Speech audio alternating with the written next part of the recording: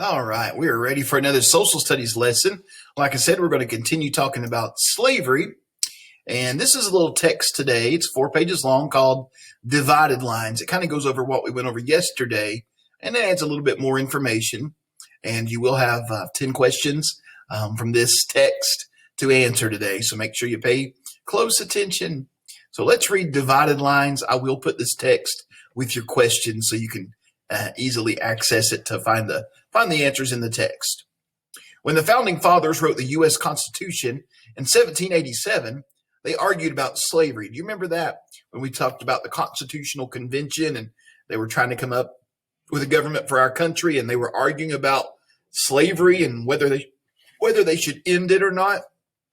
Yeah, they didn't come to a decision to end slavery, so that's why it continued on. Delegates from states such as Virginia and South Carolina argued with delegates from states such as Pennsylvania and Massachusetts about whether slavery should exist in the United States. Once the delegates agreed that it could exist, they argued about whether slaves should be counted toward a state's population. This led to the 3/5 Compromise, I bet you remember that, which allowed only 3 out of every 5 slaves to be counted in the state's population. When the Constitutional Convention was over, many of its delegates hoped slavery would fade with time. It did in northern states such as New York and Pennsylvania, but that's not what happened in the South. In 1790, there were about 700,000 slaves in the South, but that number increased to 1.5 million by 1820 and nearly 4 million by 1860.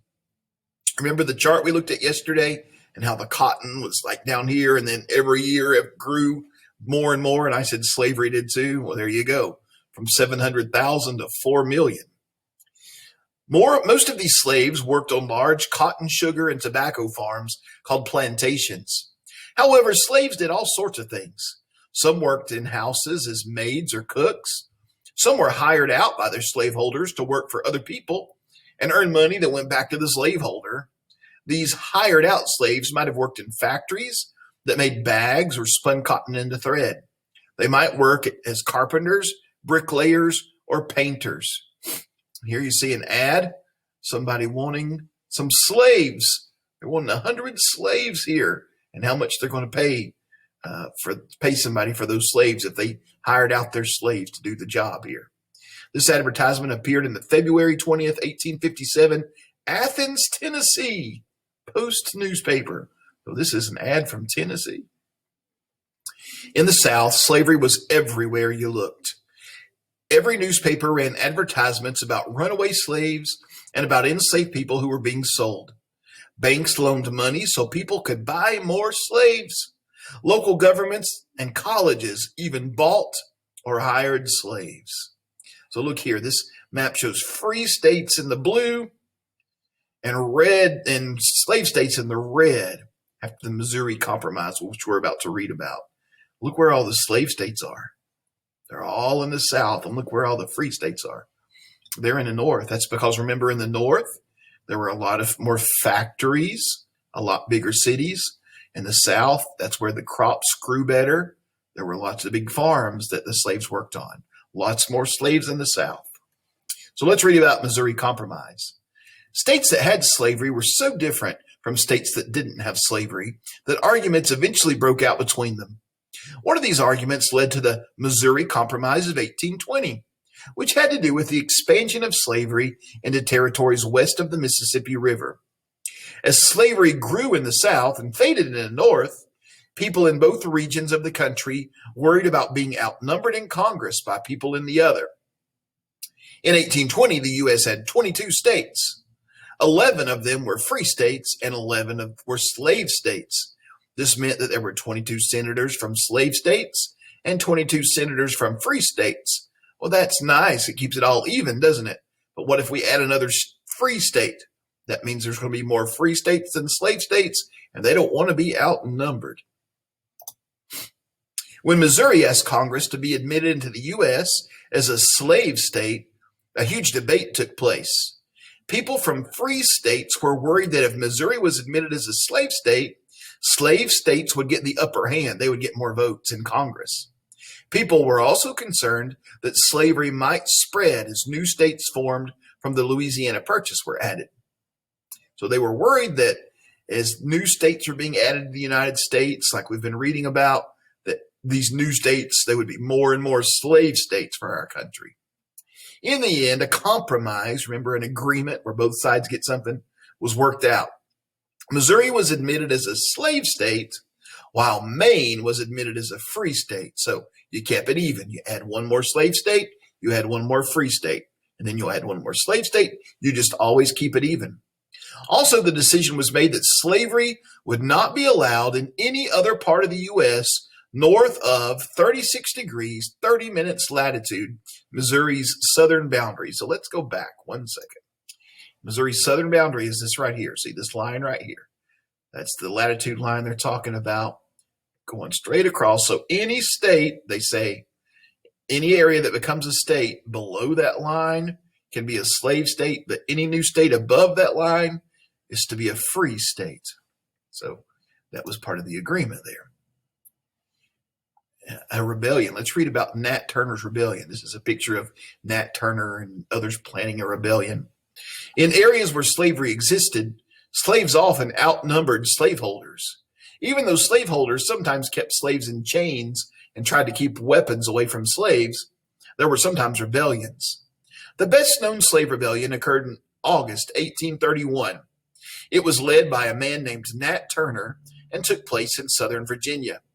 Using knives, hatchets, and sticks, about 70 enslaved and free African Americans rebelled and killed about 60 white people. Local militia put the rebellion down and killed about 150 slaves as punishment. Nat Turner was executed for organizing the rebellion. In response to the Nat Turner Rebellion, many southern states added new laws to restrict the lives of slaves even more. Many new laws restricted where slaves could go and what they could do. In many states, it became illegal to teach slaves to read. Let's read about this man right here, William Lloyd Garrison. As events such as the Nat Turner Rebellion took place, people who lived, I'm going to sneeze, excuse me, people who lived in slave states got very defensive about slavery. Many people who lived in the southern states actually believed that African Americans were better off under slavery than they would be if they were free or sent back to Africa. Can you imagine? Well, they're better off being a slave and getting beaten every day and getting sold away from their family, but that's what they believed. Meanwhile, people who lived in free states grew to hate slavery. Some of them became, and here's that word we looked at yesterday, abolitionists, somebody who wants to abolish or get rid of slavery, which means they wanted slavery to be abolished or ended everywhere. William Lloyd Garrison was one of America's best-known abolitionists. In 1831, he began publishing a Massachusetts newspaper called The Liberator, which was read in many parts of the North. The Liberator consisted almost entirely of articles and editorials about the abolishment or getting rid of slavery. Convince me that one man may rightfully make another man his slave, and I'll no longer subscribe to the Declaration of Independence, he once said. I do not know how to espouse freedom and slavery together. So he's saying if we believe that all men are created equal, like the Declaration of Independence says, then how can one man have another man as a slave? He says, I don't know how that freedom and slavery can go together. The Liberator wasn't the only abolitionist newspaper in America. Nearly a decade before Garrison began publishing The Liberator, a man in Tennessee tried to start an anti-slavery newspaper called The Emancipator. It didn't last long. The very act of publishing abolitionist newspapers took courage. In 1837, a pro-slavery mob, that means they're for slavery, murdered Elijah Lovejoy, the publisher of an abolitionist newspaper in St. Louis. That event caused a man named John Brown to declare that here before God, in the presence of these witnesses, from this time, I consecrate my life to the destruction of slavery. We'll read more about John Brown later. So you have all these terrible things that slaves are going through, living on these big plantations, producing all this cotton, working from sun up to sundown, some of them having a rebellion. And then you've got these people in the North who are these abolitionists working hard to try to end slavery. And you can see you've got two sides, the North and the South. The North is against slavery. The South is for slavery.